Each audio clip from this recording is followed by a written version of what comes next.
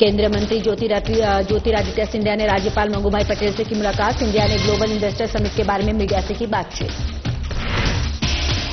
BJP ने समर्पण दिवस के रूप में मनाई पंडित दीनदयाल की पुण्यतिथि। विधानसभा में सभी कार्यकर्ताओं ने दी श्रद्धांजलि।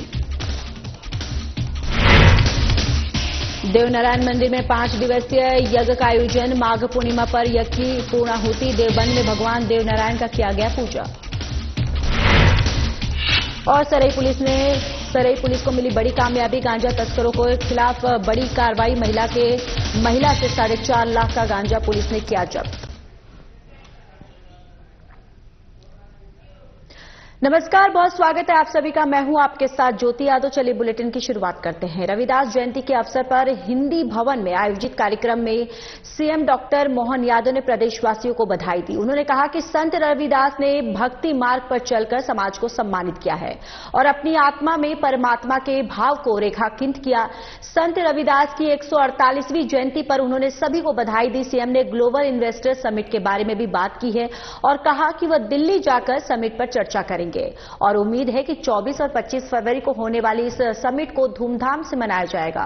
सीएम ने कहा कि ये समिट युवाओं और बेरोजगारों के लिए एक बहुत महत्वपूर्ण है। इसमें बड़े उद्योगपति भाग लेंगे और मध्य प्रदेश में नए उद्योग स्थापित करेंगे, जिससे कई क्षेत्रों में निवेश की संभावनाएं बढ़ेंगी।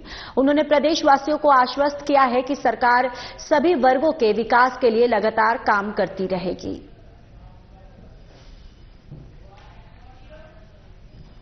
महाराज की जयंती के अवसर पर मेरी अपनी ओर से प्रदेशवासियों को बधाई। संत रविदास जी महाराज ने भक्ति मार्ग पे चलते हुए अपने आत्मा में परमात्मा है इस भाव को रेखांकित करते हुए समूचे समाज को गौरवान्वित किया है।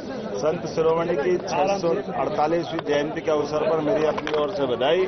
मैं आज यहाँ से दिल्ली जाकर के ग्लोबल इन्वेस्टर समिट को लेकर के सभी राजदूतों के साथ मिलकर के विस्तार से उनकी बात करने वाला हूं और उम्मीद करेंगे आप और हम सब मिलकर के 24 और 25 फरवरी को होने वाली ग्लोबल इन्वेस्टर समिट धूमधाम से मनाएंगे और मूल भाव अधिकांश युवाओं के लिए, बेरोजगारों के लिए, गरीबों के लिए ये हमारी विश्व स्तर की ग्लोबल इन्वेस्टर समिट बड़े पैमाने पर अपनी भूमिका निभाएगी। बड़े पैमाने पर उद्योगपति आएंगे, उद्योग लगाएंगे, सभी प्रकार के क्षेत्र में निवेश की बड़ी संभावना रहेगी।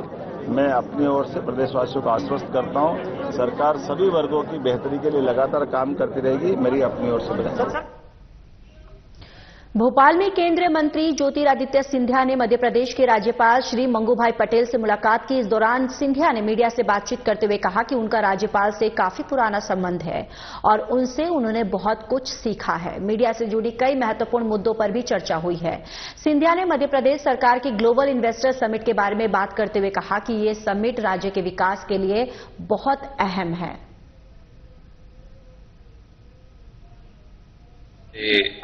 मेरी जिज्ञासा थी उनसे मिलने के लिए, चर्चा करने के लिए।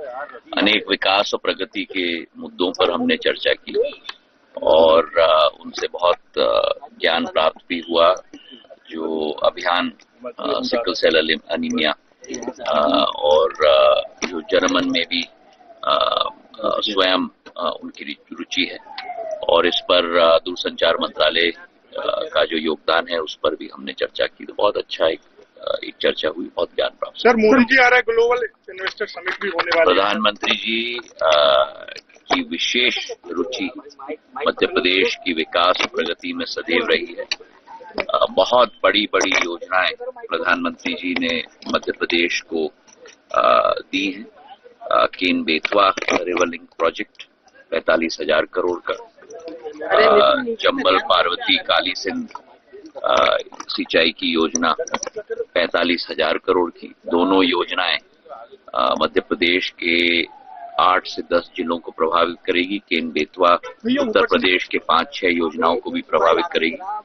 और उसी तारतम्य में मुख्यमंत्री जी की अगुवाई में जो इन्वेस्टर्स मीट मध्य प्रदेश में आयोजित किया जा रहा है, पहले रीजनल रोड शोज के आधार पर, उसके बाद देश के अनेक प्रमुख औद्योगिक केंद्र में मुख्यमंत्री जी ने रोड शो आयोजित किया है। उसके बाद तृतीय श्रेणी में विदेश में भी मध्य प्रदेश के लिए रोड शो किया है। तो बड़े तरीके से प्लानिंग करके ये अब मध्य प्रदेश के लिए इन्वेस्टर मीट आयोजित की जा रही है। चलिए खबरों में आगे बढ़ते हैं। बीजेपी ने पंडित दीनदयाल उपाध्याय की पुण्यतिथि को समर्पण दिवस के रूप में मनाया। इस अवसर पर उदयपुरा विधानसभा के सभी कार्यकर्ताओं ने श्रद्धांजलि अर्पित की। समर्पण दिवस के दौरान आजीवन सहयोग निधि अभियान की शुरुआत की गई। पहले ही दिन उदयपुरा विधानसभा में इस अभियान के तहत 21,26,000 रुपए की राशि एकत्रित की गई। बरेली स्थित शिवाजी सेवा सदन में आयोजित कार्यक्रम में क्षेत्रीय विधायक और मध्य प्रदेश सरकार के राज्य मंत्री नरेंद्र शिवाजी पटेल ने कार्यकर्ताओं की सराहना की और उनका आभार व्यक्त किया। तो वहीं बीजेपी के इस अभियान में कार्यकर्ताओं का जोश जो है वो देखने को मिला। प्रत्येक मंडल के कार्यकर्ताओं ने इस अभियान में उत्साह से भाग लिया और अभियान के अंतर्गत उदयपुरा विधानसभा के खरगोन मंडल से सबसे अधिक 3,51,000 रुपए एकत्रित हुए और इसके अलावा उदयपुरा मंडल से 3,38,000 और देवरी मंडल से 3,05,000, बरेली मंडल से 3,04,000 और भारकच्छ मंडल से 3,02,000, बरेली ग्रामीण मंडल से 2,75,000 और नूरनगर मंडल से 2,51,000 रुपए की राशि जुटाई गई। राज्य मंत्री नरेंद्र शिवाजी पटेल ने कहा कि उदयपुरा विधानसभा के कार्यकर्ताओं ने जिस समर्पण और उत्साह के साथ इस अभियान में हिस्सा लिया है वो संगठन के प्रति उनकी श्रद्धा और सेवा भावना का प्रतीक है।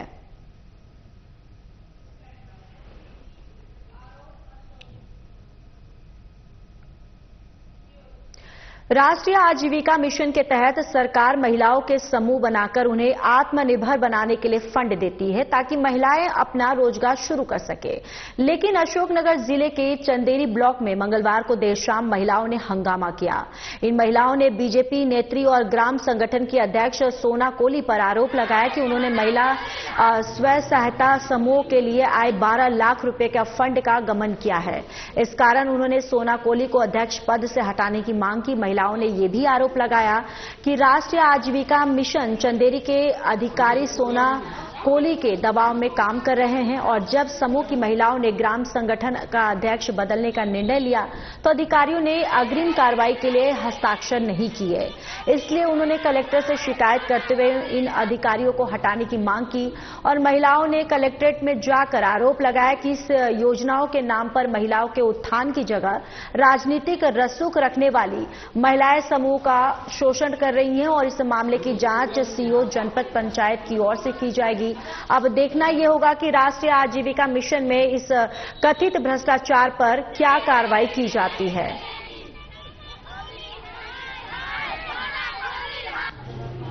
ये समस्या लेके गए थे जो हमारे प्राणपुर का ग्राम संगठन है ना, उसमें अध्यक्ष परिवर्तन हेतु साइन नहीं किए थे सर ने, तो वो प्रस्ताव लेके गए थे क्योंकि हमारा जो ग्राम संगठन है उसमें नेतागिरी चलती है।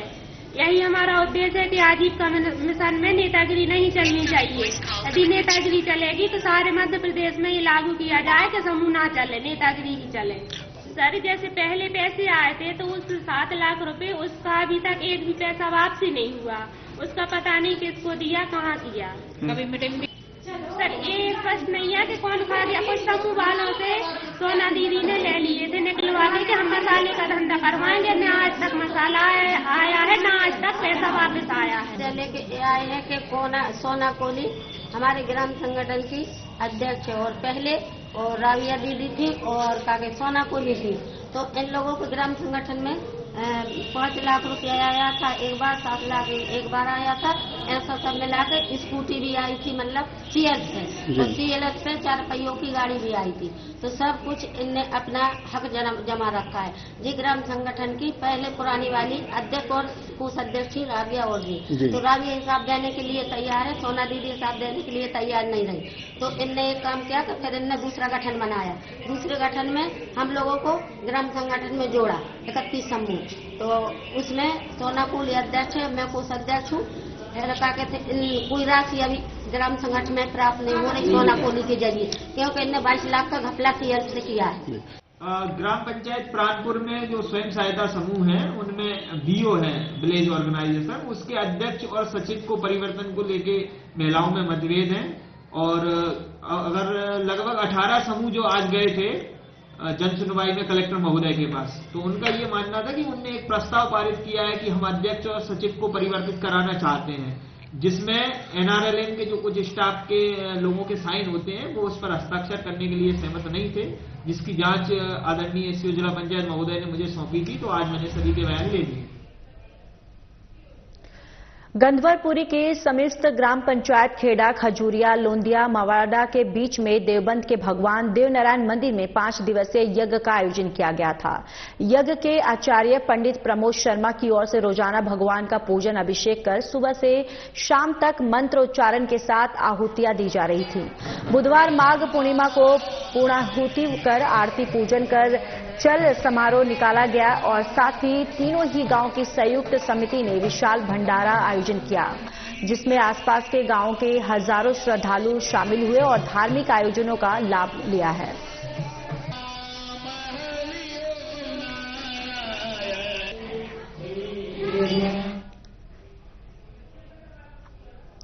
पुलिस अधीक्षक मनीष खत्री के निर्देश पर सरई थाना प्रभारी जितेंद्र सिंह भदौरिया ने गांजा तस्करी के खिलाफ बड़ी कार्रवाई की है।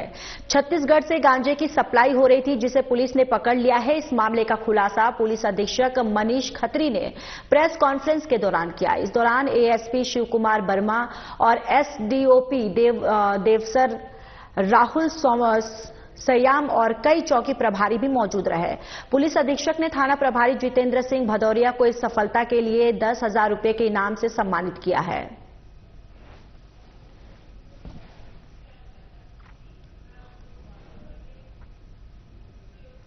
मध्य प्रदेश की राजधानी भोपाल में जुए और सट्टे पर भोपाल क्राइम ब्रांच ने बड़ी कार्रवाई की है। क्राइम ब्रांच को कुछ दिनों से मुखबिर के माध्यम से सूचना मिल रही थी कि कई क्षेत्रों में अवैध तरीके से जुआ, सट्टा और मैच पर हार जीत का दांव लगाया जा रहा है। इस सूचना के आधार पर भोपाल क्राइम ब्रांच ने 8 टीमें गठित की और मुखबिर के बताए गए स्थानों पर दबिश दी। इस कार्रवाई में लगभग 50 से अधिक आरोपियों को गिरफ्तार किया, जिनके पास से करीब 2 करोड़ रुपए की राशि बरामद की गई। इस कार्रवाई से भोपाल क्राइम ब्रांच ने जुआ और सट्टे के अवैध कारोबार पर कड़ा प्रहार किया है। पुलिस कमिश्नर महोदय भोपाल श्री हरिनारायण मिश्र के स्पष्ट निर्देश हैं कि भोपाल शहर में अपराधी या अवैध रूप से संचालित कोई भी गतिविधि, चाहे जुआ सट्टा हो, अवैध शराब हो, ड्रग्स हो, इनके विरुद्ध लगातार अभियान स्तर पर कड़ी से कड़ी कार्रवाई की जाए। इसी कड़ी में क्राइम ब्रांच भोपाल द्वारा लगातार अवैध जुए सट्टे के विरुद्ध कार्रवाई करते हुए अभी तक लगभग 50 से अधिक आरोपियों को गिरफ्तार किया गया है। 8 से अधिक प्रकरण पंजीबद्ध किए गए हैं, जिसमें आईपीएल का सट्टा तथा क्रिकेट का सट्टा, मटके का सट्टा, जुआ और ऑनलाइन गैम्बलिंग सभी शामिल हैं। और इसमें क्राइम ब्रांच को जो उनसे डिवाइसेस जब्त हुए हैं, मोबाइल और अन्य, उसमें हमें अभी तक करोड़ों का हिसाब किताब मिला है। कुछ लोगों की उसमें मोबाइल नंबर मिले हैं, जिनकी जो है फर्दर इन्वेस्टिगेशन की जा रही है और 50 से अधिक व्यक्तियों को उनके विरुद्ध कड़ी प्रतिबंधात्मक कार्रवाई करके और उनको जेल भेजने की कार्रवाई की गई है। ये कार्रवाई क्राइम ब्रांच भोपाल द्वारा आगे लगातार जारी रहेगी और शहर को जुआ सट्टा मुक्त बनाने की दिशा में क्राइम ब्रांच भोपाल लगातार कार्रवाई करती रहेगी। चलिए आगे बढ़ते हैं। क्राइम ब्रांच ने हितेश और चांदनी नामक व्यक्ति को ऑनलाइन सट्टा खिलाते हुए गिरफ्तार किया था, जिसमें रामू केवट का नाम सामने आया था। रामू केवट, जो कि युवा मोर्चा का मंडल अध्यक्ष है, उसने अब डीसीपी क्राइम ब्रांच को आवेदन देते हुए खुद को बेगुनाह बताया है। रामू ने आरोपों को झूठा करार देते हुए अपनी निर्दोषता का दावा किया है कि यानी कि वो निर्दोष है, उसने क्राइम नहीं किया है। पुलिस अब इस मामले की जांच कर रही है और सभी तथ्यों की जांच करने का दावा भी पुलिस के द्वारा किया जा रहा है। इसमें हितेश चंदानी को गिरफ्तार किया गया था और हितेश चंदानी ने अपने बयान में ये कहा है कि जो रामू केवट है ये इसका सूत्रधार है और रामू केवट भारतीय जनता पार्टी के एक मंडल का युवा मोर्चे का अध्यक्ष है। ये पेट्रोल पंप पर काम करता था दैनिक वेतन पर और देखते ही देखते इन 2-3 सालों में इसके पास लग्जरी गाड़ी है, बंगला है, अनेक व्यवसाय इसके हैं, दुकान इसकी है। देखते ही देखते ये बड़ा आदमी हो गया इस सट्टे के माध्यम से। और ये जानकारी प्राप्त हुई है कि पुलिस ने भी अपने बयान में इसका नाम बताया है सामाजिक न्याय और दिव्यांगजन सशक्तिकरण विभाग ने जनपद पंचायत अमरवाड़ा में आयोजित कृत्रिम अंग चिन्हांकन कार्यशाला में नगरपालिका अध्यक्ष प्रीति नितिन तिवारी ने कहा कि मध्य प्रदेश और केंद्र सरकार की सैकड़ों योजनाओं से दिव्यांगजन आत्मनिर्भर बन गए हैं। उन्होंने ये भी कहा कि सरकार की ओर से सभी को निःशुल्क उपकरण और कृत्रिम अंग दिए जा रहे हैं। कार्यक्रम में जनपद अध्यक्ष गणेश कंगाली, टीकाराम चंद्रवंशी, संतोष वर्मा सहित कई अधिकारी और कर्मचारी उपस्थित रहे।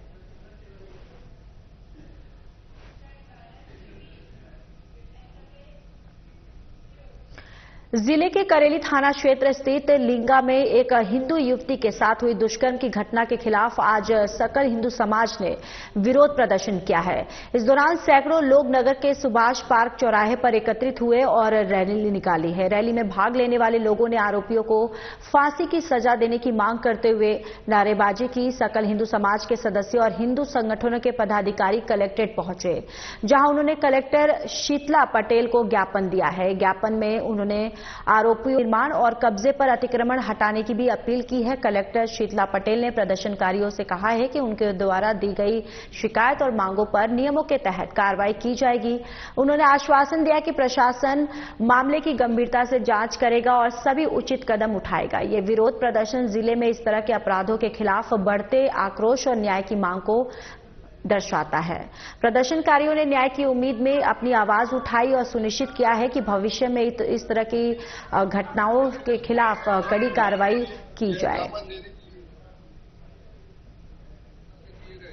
में जो निंदनीय घटना हुई है, हम सभी संघ विचार परिवार के लोग उसकी घोर निंदा करते हैं और शासन प्रशासन से ये हमेशा मांग रखते हैं कि ऐसे संवेदनशील मुद्दों पर त्वरित कार्रवाई करते हुए बड़े जल्दी कार्रवाई होना चाहिए, त्वरित कार्रवाई होना चाहिए, क्योंकि इस मामले में कोताही बरती गई है।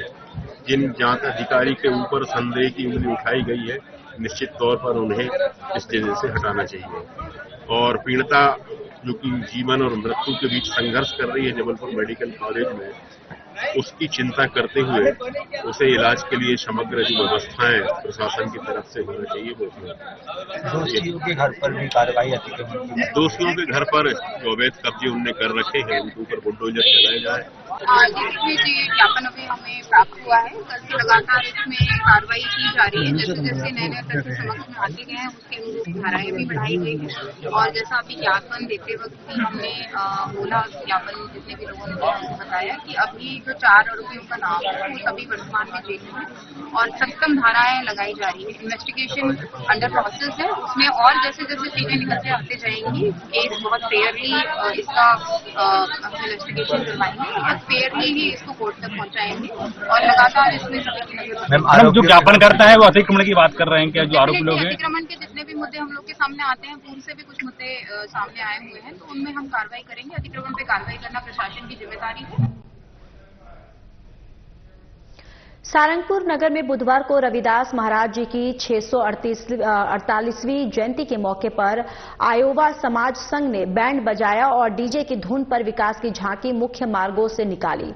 संत रविदास जयंती का आयोजन श्रद्धा के साथ किया गया, जिसमें अहिरवार समाज समिति सारंगपुर के तत्वावधान में संत रविदास का जन्मोत्सव हर्षोल्लास के साथ मनाया गया।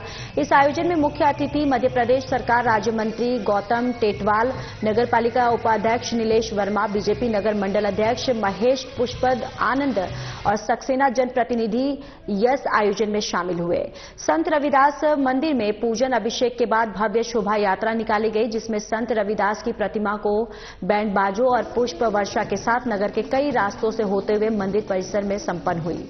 मंत्री गौतम ने समाज को संबोधित करते हुए कहा कि संत रविदास ने समानता और भाईचारे का संदेश दिया।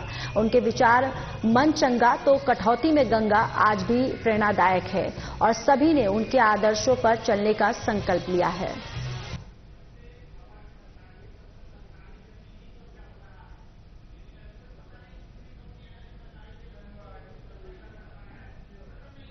उज्जैन में महाकाल मंदिर आने वाले श्रद्धालुओं के लिए एक नया प्रवेश द्वार तैयार हो गया है, जहां Ganesh Nagar higher secondary school के सामने बने इस ब्रिज की शुरुआत होने जा रही है। उज्जैन स्मार्ट सिटी कंपनी ने 25 करोड़ रुपए की लागत से ये ब्रिज तैयार किया है।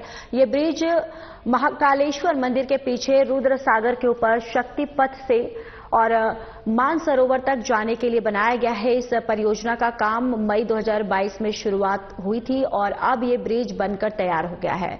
ब्रिज 200 मीटर लंबा और 7 मीटर चौड़ा है, जिसमें मध्य में 19 मीटर चौड़ी जगह रखी गई है। हालांकि इसे नवंबर 2023 तक तैयार किया जाना था, लेकिन इसमें 1.5 साल की देरी हुई है। अब ये ब्रिज श्रद्धालुओं को शक्ति पथ से सीधे महाकाल मंदिर तक पहुंचने की सुविधा प्रदान करेगा। साथ ही श्रद्धालु इस ब्रिज से लाइट एंड साउंड शो का भी आनंद ले सकेंगे। स्मार्ट सिटी के सीईओ संदीप शिवा ने बताया है कि ब्रिज अब पूरी तरह से तैयार है और 15 फरवरी को मुख्यमंत्री मोहन यादव इसका लोकार्पण करेंगे, जो एक यादगार समारोह में होगा।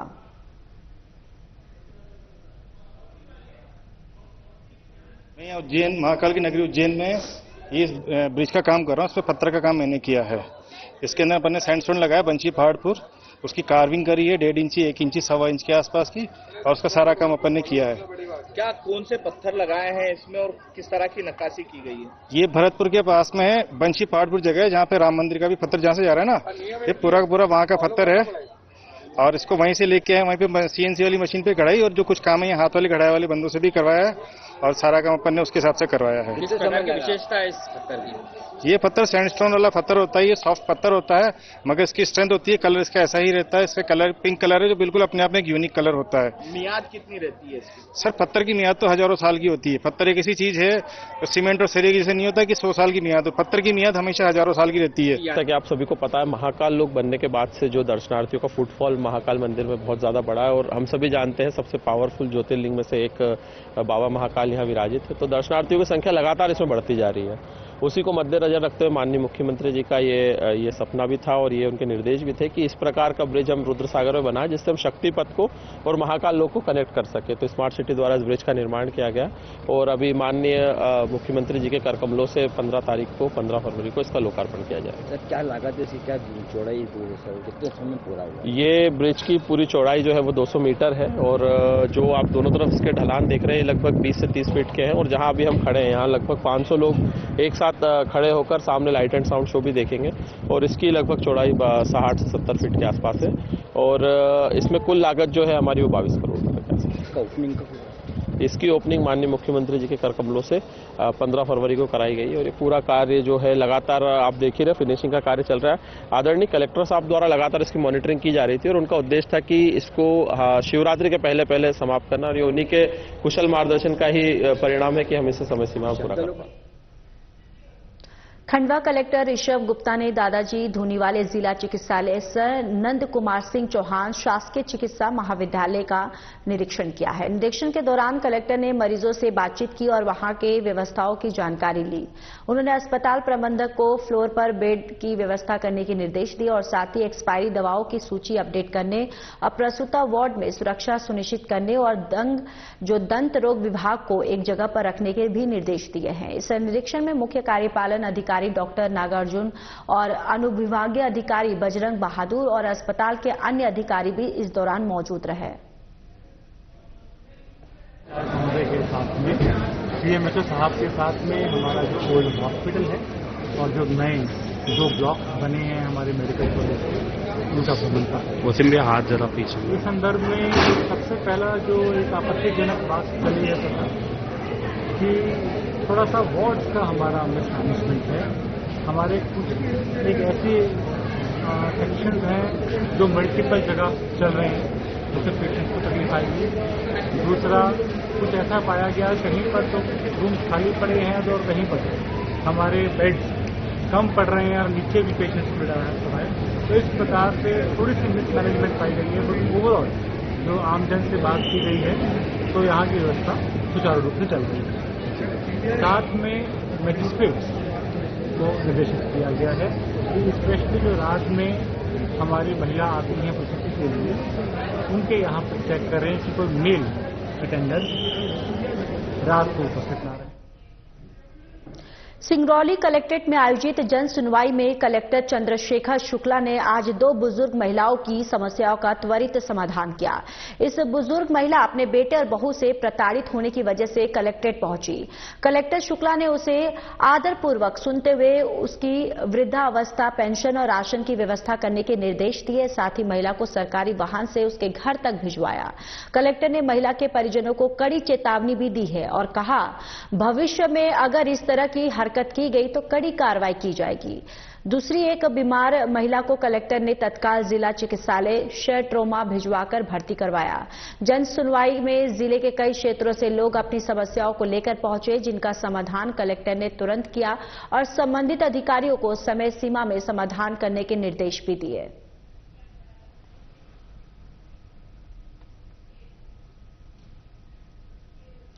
मंगलवार को कलेक्ट्रेट सभाकक्ष में आयोजित जन सुनवाई में कलेक्टर अरुण विश्वकर्मा की तरफ से रायसेन निवासी प्रमोद अहिरवार को कान की मशीन दी गई। कलेक्टर के निर्देश पर सीएमएचओ की तरफ से प्रमोद को उसके कान में मशीन लगाकर चेक भी करवाई गई। मशीन लगने के उपरांत कलेक्टर विश्वकर्मा ने प्रमोद से पूछा कि अब ठीक से सुनाई दे रहा है। इस पर आवेदक ने कहा कि अब साफ साफ सब सुनाई दे रहा है और कान की मशीन के लिए धन्यवाद करते हुए खुशी अपनी जाहिर की है और साथ ही साथ इसके बाद वो घर के लिए रवाना हो गया।